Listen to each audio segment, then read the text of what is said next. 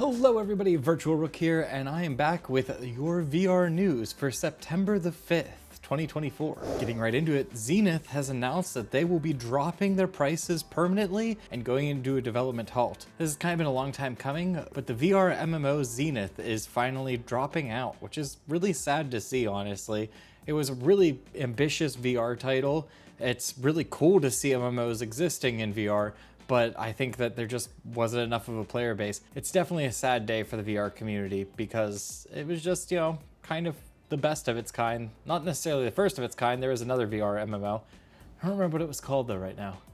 As you might recall from my last VR news video, Meta had actually decided to not move forward with their production of the Meta Quest Pro 2, which they had been planning on potentially releasing in 2027.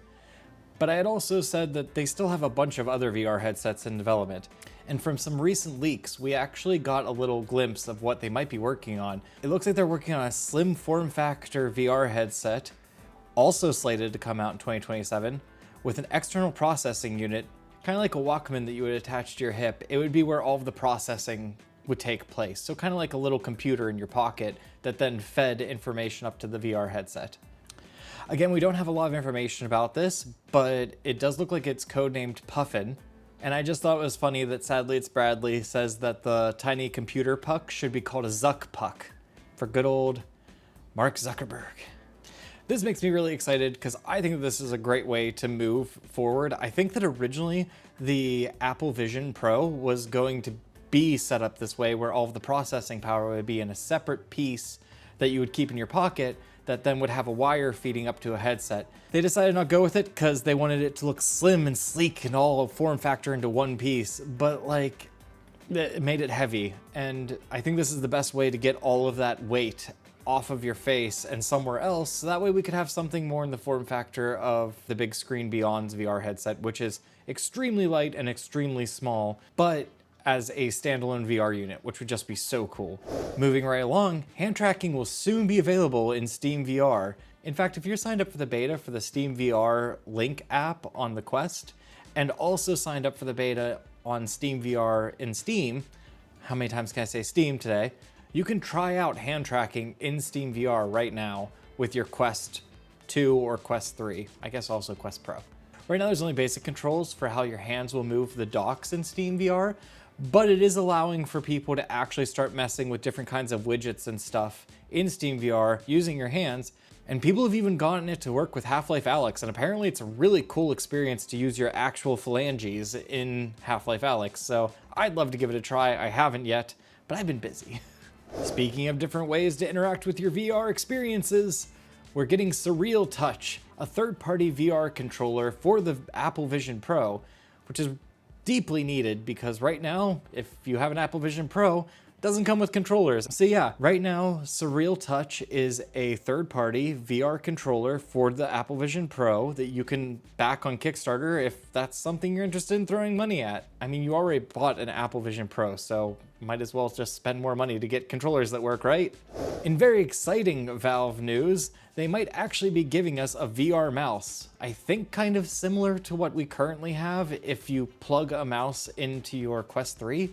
But yeah, we only have a couple of lines of code that people have found that might suggest that they want to implement some kind of a mouse that you would be able to move across several different widgets or docks or whatever the heck they call them.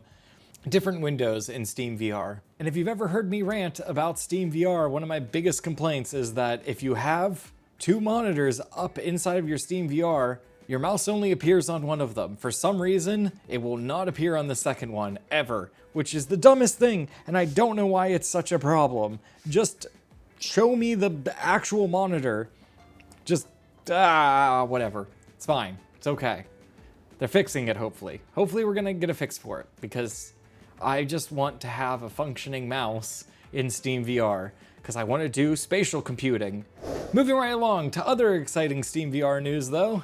Now this one comes from Tyler McVicker. I know a lot of people kind of question whether or not you should use Tyler McVicker as a news source because he overhypes some stuff and sometimes gets excited about things that aren't actually real things. But we might have new proof that Half-Life 3 might actually be in the works, and it's not a VR title.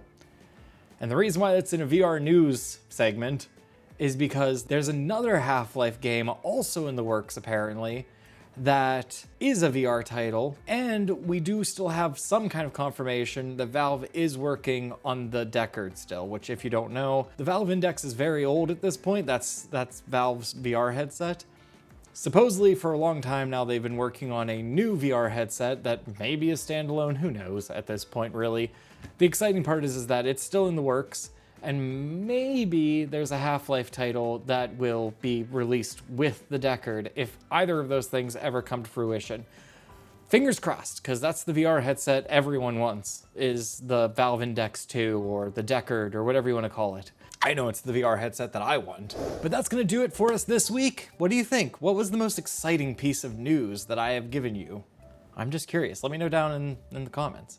And also, please make sure that you subscribe. Something like 75% of my viewers are not subscribed to the channel, so it would really mean the world to me if you did, because we're almost at 1,000 subscribers. It would be very cool. Anyway, my name is Virtual Rook. I hope you enjoy the rest of your week, and I'll talk to you later. Bye for now.